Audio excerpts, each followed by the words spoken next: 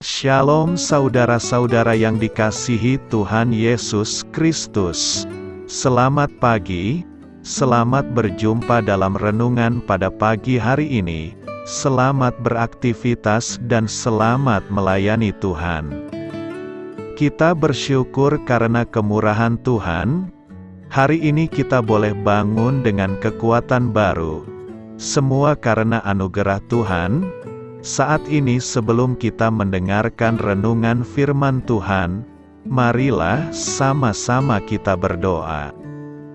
Bapa kami yang di sorga, Bapa dalam nama Tuhan Yesus Kristus, Tuhan dan Allah kami yang baik, kami bersyukur untuk berkat kemurahan-Mu, di sepanjang malam Tuhan sudah lindungi kami. Dan pagi ini kami boleh ada sebagaimana kami adanya.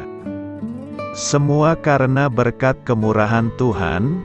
Saat ini kami mau mendengarkan sabda firman-Mu. Jamah hati kami Tuhan, berikan pengertian yang baru, untuk kami memahami firman-Mu dan taat melakukan kehendak-Mu. Dalam nama Tuhan Yesus, kami berdoa. Haleluya. Amin.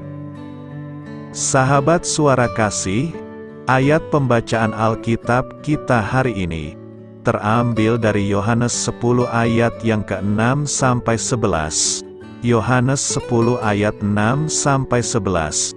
Itulah yang dikatakan Yesus dalam perumpamaan kepada mereka, tetapi mereka tidak mengerti apa maksudnya Ia berkata demikian kepada mereka. Maka kata Yesus sekali lagi, Aku berkata kepadamu, sesungguhnya akulah pintu ke domba-domba itu. Semua orang yang datang sebelum aku adalah pencuri dan perampok, dan domba-domba itu tidak mendengarkan mereka. Akulah pintu, barang siapa masuk melalui aku, ia akan selamat dan ia akan masuk dan keluar, dan menemukan padang rumput.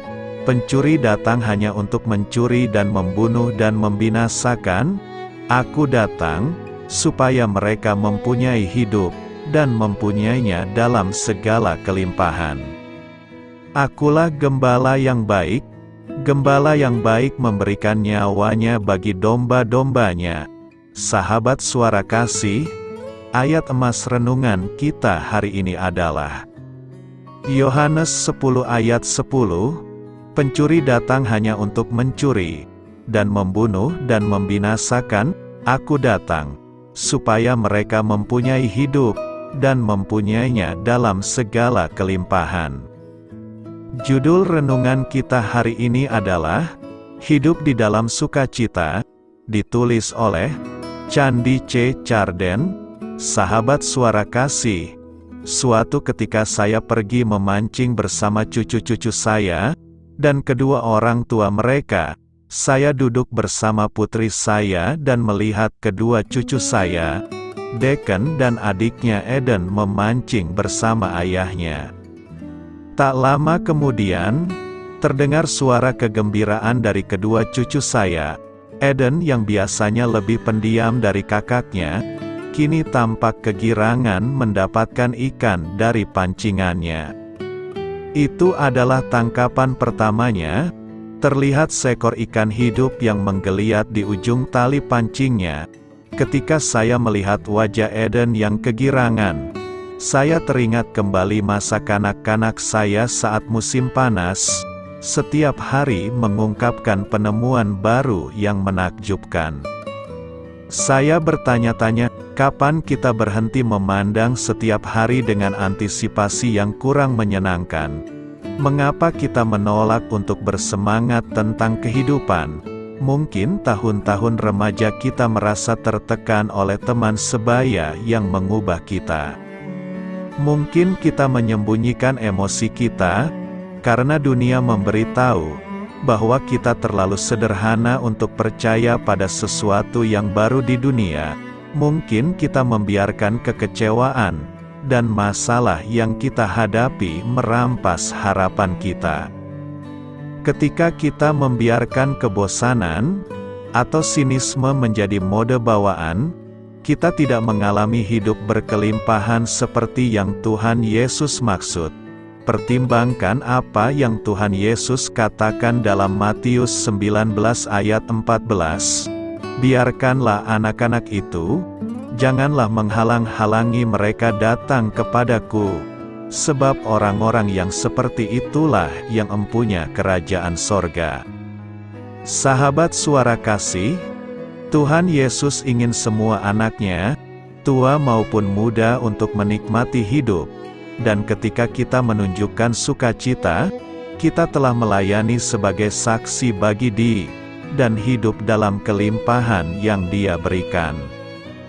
Marilah kita renungkan, sukacita adalah tanggapan terhadap karunia Allah, dan siapa kita di dalam Dia, tidak sulit untuk menemukan dan mengekspresikan kegembiraan. Seperti kita mulai dengan mengingat setiap hari baru adalah pemberian Tuhan, berterima kasih atas pemberian Tuhan, membuka mata dan melihat tanda-tanda kasih Tuhan di sekitar kita, dan seperti anak-anak, kita memuji-muji Tuhan. Seperti tertulis dalam Mazmur 118 ayat 24, inilah hari yang dijadikan Tuhan, marilah kita bersorak-sorak dan bersukacita karenanya. Bapa, terima kasih untuk hari baru yang Engkau ciptakan. Jadikan mata dan hati kami seperti mata anak kecil, bantu kami melihat banyak alasan mengapa kami harus bersukacita dan bergembira, dan ingatkan kami untuk tidak menyembunyikan kegembiraan kami, karena dengan membagikannya kepada orang lain, kami menunjukkan kepada mereka bahwa Engkau hidup. Amin. Tuhan Yesus memberkati. Sahabat Suara Kasih, demikianlah renungan firman Tuhan pada pagi hari ini. Semoga menjadi berkat bagi hidup kita, dan sebelum kita memulai segala aktivitas kita di pagi hari ini, marilah kita berdoa. Bapa kami yang di sorga, Bapa di dalam nama Tuhan Yesus Kristus, terima kasih Bapa, karena Engkau sudah menjadi Allah bagi kami. Kami juga bersyukur Bapa, untuk pertolongan-Mu, penyertaan-Mu, dan atas berkat-Mu di dalam kehidupan kami. Kami berbahagia dan bersyukur Bapa, untuk kebaikan-Mu di pagi hari ini. Tak berkesudahan kasih setia-Mu, tak habis-habisnya rahmat-Mu, selalu baru setiap pagi, besar kesetiaan-Mu di dalam hidup kami. Terima kasih untuk firman-Mu. Pada pagi hari ini ya Bapa, kami mau belajar dan terus belajar tentang firman-Mu.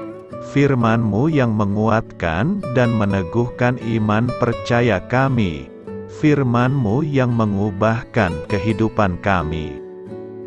Kami mau berjalan bersama dengan Engkau di sepanjang kehidupan kami Bapa, agar kami tidak tersesat di dalam dunia ini. Terima kasih Bapa, buat kesempatan dan nafas kehidupan yang masih Engkau berikan. Kami mau memakai kehidupan kami, untuk hormat dan kemuliaan nama-Mu. Segala pergumulan dan masalah hidup kami serahkan di dalam tangan-Mu. Engkau yang akan menyelesaikannya bagi hidup kami. Kami hanya berharap kepada-Mu, Bapa. Hamba berdoa untuk saudara-saudara kami, yang sudah mendengarkan renungan firman-Mu pada pagi hari ini, yang saat ini sedang mengalami sakit penyakit, pergumulan, masalah, kebutuhan ekonomi. Kiranya Engkau yang jamah, sembuhkan dan pulihkan.